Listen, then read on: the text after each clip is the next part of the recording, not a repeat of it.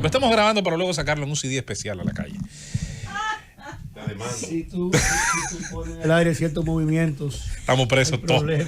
Así que, de regreso con este Gobierno de la Mañana, es el momento de escuchar el comentario de nuestro compañero Aníbal Díaz, el diputado de la capital. Muy buenos días a todos. Un abrazo a todos mis compañeros de labores, hermanos aquí en cabina. Como siempre, un abrazo especial a don Álvaro, que en el día de hoy está pues fuera del cuadrilátero, pero pues pedirle a ese Dios todopoderoso que le dé el descanso que él necesita para que sea descanso y no sea pues convalecencia, que sea el descanso necesario para poder venir con más fuerzas que nunca.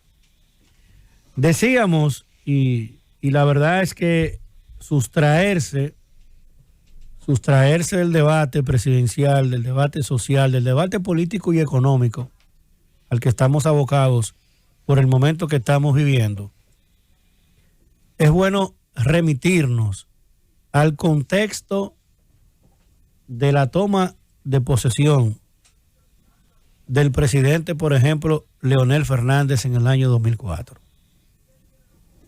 Cuando el presidente Fernández asume en el 2004 con una crisis sobre todo inflacionaria, una crisis que no respondía a los caracteres de sistémica, sino que era una crisis más de burbuja, más que estructural, porque no respondía a una situación global que generara o impidiera el curso de la economía con normalidad. No respondía a una crisis en ninguno de los sectores productivos reales que la hiciera estructural, sino que fue una crisis creada desde un marco financiero por una quiebra de un banco importante del país, que sin duda tuvo efectos colaterales y que el gobierno asumió. A esa crisis se le aborda entonces con una jugada de inflación y de jugar con toda esa liquidez a disparar la tasa de cambio y crear una crisis de inflación que evidentemente nos hizo más pobres porque tu mismo dinero se convertía en menos capacidad de adquisición de bienes y servicios. El presidente Fernández la asume, estabiliza, el cambio de gobierno per se generó confianza, apagaron la locomotora de la conspiración, porque ya no había sentido por qué conspirar, porque se había logrado quitarse de encima el objetivo político que era el presidente Hipólito Mejía. Y bueno, a eso le vino una reforma en el año 2005.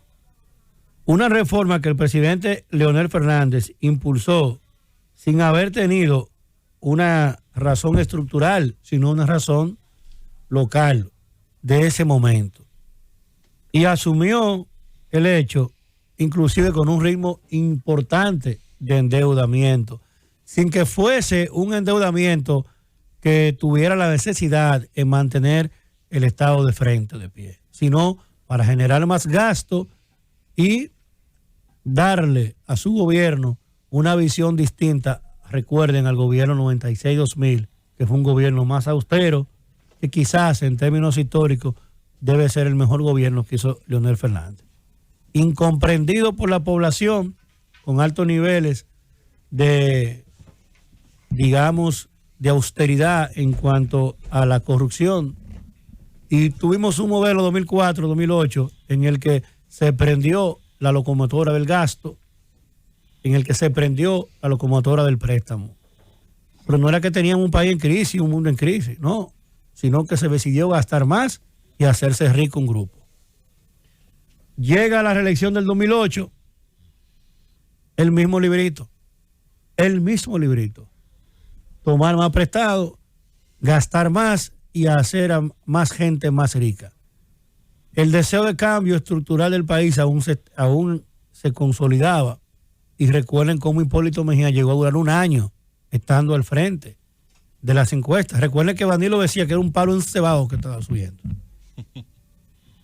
¿Y qué hizo el presidente Fernández?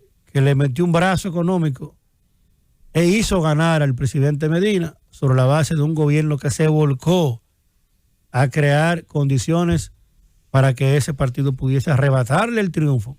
Cómo no, con algunos errores naturales que se cometieron en la campaña del presidente Mejía, pero sobre todo con un gobierno avasallante que decidió seguir cogiendo prestado para ganar unas elecciones. Danilo viene en el 2012 y en lugar de decir que está asumiendo un avión volando los cielos, surcando los mares, como dirían los teóricos y poetas ilustrados como José Luis Mendoza, y saludo para el doctor Palacio, que le gusta mucho ese Allende los mares, asumió el presidente Medina una reforma que, sin que el país y el mundo tuviera ninguna crisis, el presidente Danilo Medina, sin hablar con nadie, sin consultar con nadie, sin escuchar a nadie, le dio un coñazo nada más, llevando el impuesto a la persona jurídica a un 27% y aumentando el ITEVIS de un 16% a un 18%. Esa es la realidad y esa es la historia.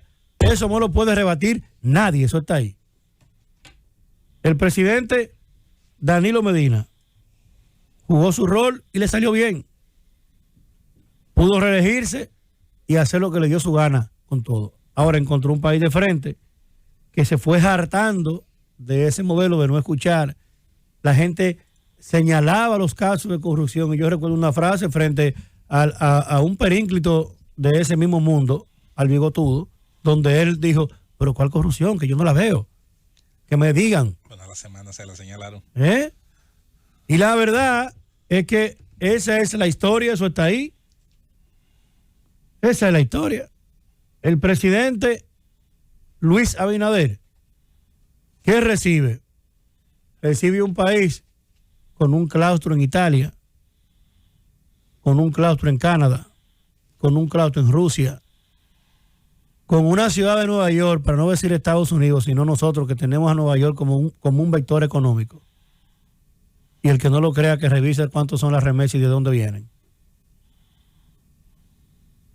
Con furgones de muertos en la ciudad de Nueva York.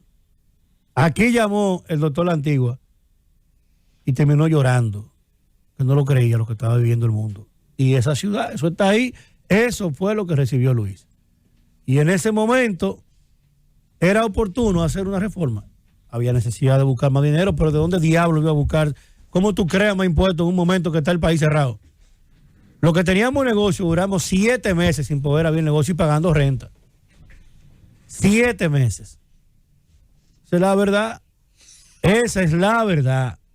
Momento oportuno. ¿Pero cuál? Es ahora que estamos empezando a ver espacios de recuperación, sobre todo en el turismo. Que estamos viendo recursos importantes en el orden de la recaudación de aduanas, que estamos viendo eficiencia. Y ciertamente un giro en el gasto y una calidad de la inversión. Y en algunos casos, incluso con mi visión crítica, descuidando inversión en sectores, quizás por la falta de recursos, pero que también es necesario, como el tema de la inversión en la comunicación como industria, que no debe seguir. Eso es lo que ha habido. Con recursos extraordinarios sociales, que solo en 3 programas fueron más de 118 mil millones de pesos. Eso es lo que él ha tenido en la mano y en qué momento era que lo iba a hacer. Ahora se va la discusión y la discusión ha levantado un rechazo general de la sociedad dominicana, esa es la realidad. ¿Y qué podía hacer el presidente? Jugar a la inestabilidad, jugar al desorden, con grupos que ya se... Señores, pero hubo un expresidente de la República, presidente de un partido político, que en medio de este tolete de lío dice que está de acuerdo con que liberemos los fondos que él no liberó, y al mismo tiempo dice que no está de acuerdo con la reforma. ¿Y cómo se llama ese presidente? Eso es lo que estamos viviendo aquí. Un exaliado. No hay muchos. Un exaliado del PRM. Eso es lo que estamos viviendo. O aliado, no sé. Hay muchos expresidentes. No hay Está mucho. Hipólito Mejía. No hay mucho. Está Danilo hay más de Medina. uno. está el expresidente Leonel Fernández. Pero él está hablando. Y yo necesito que tú digas cuáles de los expresidentes. Él está hablando del aliado de la FUPU, Leonel Fernández, porque fue aliado al PRM en el pasado proceso. Con nombre y apellido. Yo no sé cuál es el miedo que él tiene. Ha aprovechado su tiempo libre para especializarse en el tema del mejor aguacate. ¿Cuál es el mejor aguacate? Santísimo. Adelante, Aníbal, diga el Y nombre. en esa dinámica le podemos pedir al presidente, le podemos decir con seriedad al presidente que él ha tenido un momento oportuno para generar una reforma fiscal. No lo ha tenido. Y por eso dije temprano aquí que ha coincidido allí con lo nuestro. En parte, porque tú hablas de una decisión social y yo dije que es una decisión eminentemente política la de no hacer una reforma fiscal en este momento. El presidente de la República ha estado convocado a una decisión de imponer, porque tenemos mayoría en el Congreso y eso es verdad. Él puede imponerla. Ahora, ese es el presidente que tenemos, que impone. Ese es el presidente que tenemos. Bueno, ese no es el modelo. No lo es. El presidente de la República está asumiendo como tal. Yo quiero que enfoque aquí. Ayúdame para que tú veas. Estoy llorando. Casi voy a llorar. Felipe, Lo que pasa es que si tú, Felipe, andaba de parranda y fuiste parte de la parranda, quizás tú no lo entiendes. Quizás no lo entiendes. Ese es el modelo que hemos asumido y el presidente ha escuchado. Y no habrá reforma fiscal en estos 2 años que quedan y medio de gobierno. Así es que a reorientar el gasto. No toquen madera. No habrá reforma fiscal, esa es mi posición. Y si me equivoco, pero no habrá reforma. No habrá, grábenlo que no es el momento. El país ha demostrado que tiene la capacidad de expresarse. No, y políticamente no le conviene a Abinader. Y el presidente está apostando a lo que ustedes se quieren reír. Pero cuando se pierden ese tipo de cosas, es que la gente lo comprende. Y pasó con la crisis del 2004 y la inflación. Cuando se pierde la gobernabilidad, cuando se pierde la paz social, no hay negocio, no hay comunicador, no hay Z, no hay nadie. El presidente está apostando a entender esto, a asumir un costo porque lo está haciendo y le vendrán otras decisiones al gobierno. Pero aquí se está apostando a la paz social y a la gobernabilidad. A eso jugó Luis. Llévatelo, Cundo.